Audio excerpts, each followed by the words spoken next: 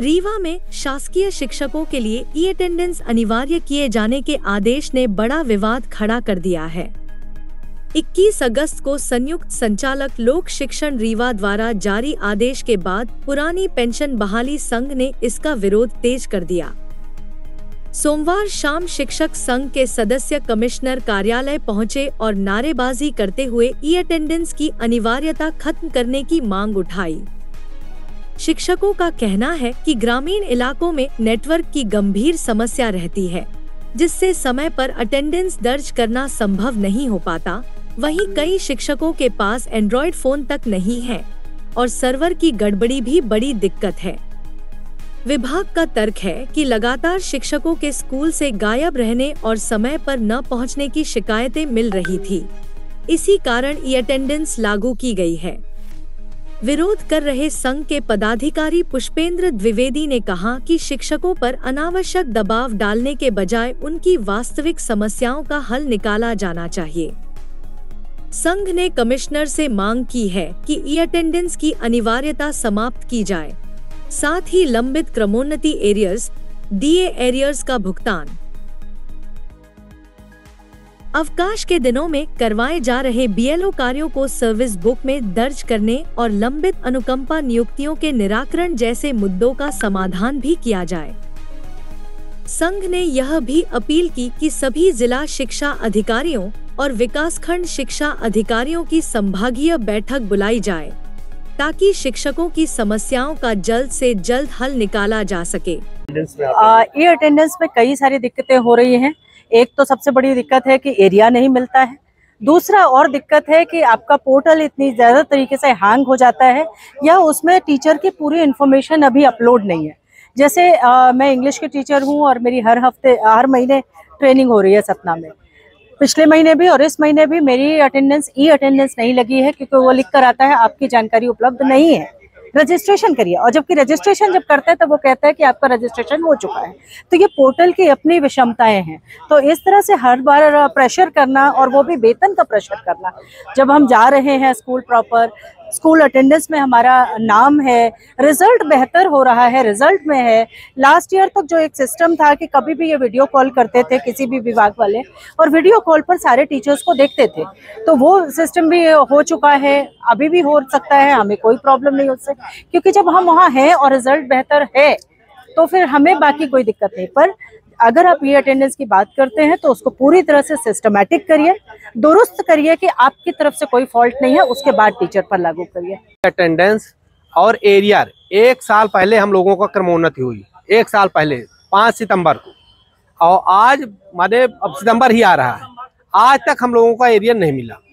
ना तो संकुल प्राचार्य सुन रहे हैं ना, और ई अटेंडेंस में सबसे बड़ी दिक्कत है सर्वर की। हाँ, सबसे ज्यादा दिक्कत सर्वर की है। वो 9 बजे से लेके आप 9 बजे से लेके और 12 बजे तक उसमें कुछ लगा रहता है आदमी। कहीं सर्वर नहीं चल रहा, कहीं नेट नहीं मिल रहा, कहीं कुछ नहीं मिला। आदमी मानसिक रूप से पागल हुआ जा रहा है। इसमें कुछ दिन बाद सारे शिक्षक पागल हो जाएंगे मानसिक रूप से, और उनको अस्पताल की जरूरत पड़ेगी। आदेश जारी हुआ था, आज दिनांक तक एरियर नहीं मिला।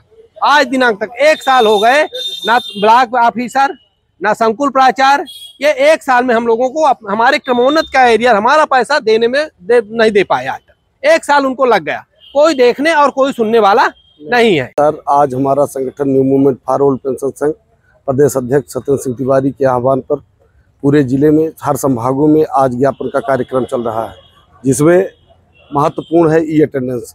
सर, हम मऊगंज जिले के हैं। मऊगंज जिले में हमारे स्कूल हैं, पिपराही में हैं, हमारे रमकुड़वा में हैं, जहाँ पर मोबाइल का आज दिनांक तक नेटवर्क ही नहीं है। वहाँ बिजली ही नहीं है, रास्ते ही नहीं है। बिना रास्ते और बिजली के, बिना नेटवर्क के ई अटेंडेंस लगाना संभव है ही नहीं। दूसरा मुद्दा हमारा है, क्रमोन्नत हुए आज 1 वर्ष से ऊपर हो गया। सभी कर्मचारियों ने अपने क्रमोन्नत के आदेश सब कार्यालयों में दे दिए। प्राचार्य कहते हैं हमने बीओ के यहाँ बिल भेज दिया है, बीओ कहते हैं कि हम बिल करवा रहे हैं, पर आज दिनांक तक क्रमोन्नति के आदेश के बाद भी माननीय कलेक्टर महोदय रीवा ने 2 बार आदेश भी किया कि जिस बीओ के द्वारा, विकास खंड के द्वारा अगर क्रमोन्नति नहीं दी जाती, लंबित स्वत्व का भुगतान नहीं होता है, उनके ऊपर कार्रवाई की जाएगी, उनका वेतन रोका जाएगा। कलेक्टर महोदय के आदेश का भी पालन इनके द्वारा नहीं किया गया है। आज दिनांक तक कर्मचारियों के क्रमोन्नत के आदेश, जो कर्मचारी उनके पीछे पीछे घूम रहा है, भाग रहा है, 1 2 4 कर्मचारियों का ये लोग क्रमोन्नत निकाल रहे हैं। अब आप समझ रहे हैं कि कैसे निकल रहा है क्रमोन्नत, जब एक साथ माननीय उप मुख्यमंत्री जी अपने हाथ से क्रमोन्नत आदेश बांटे, तो क्रमोन्नत आदेश कर्मचारियों के फायदे के लिए बांटे थे। उन्होंने बताया था कर्मचारियों को हमने इतना फायदा कराया।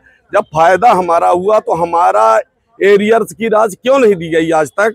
ये महत्वपूर्ण समस्या, हम लोगों की ज्वलंत समस्या जो है, तत्कालीन समस्या, ये हमारे मऊगंज जिले की है। तीसरी समस्या हमारी ये है। अब आदेश आया है कि स्कूल का हेड पहले अटेंडेंस लगाएगा, क्या तैयारियां हैं स्कूल का संभालने से? देखिए, ये अटेंडेंस जो हमारा संस्था का प्रमुख है, वहाँ से लेकर के सभी शिक्षकों को पोर्टल पे अपनी अटेंडेंस दर्ज करनी है और प्रतिदिन दर्ज करनी है।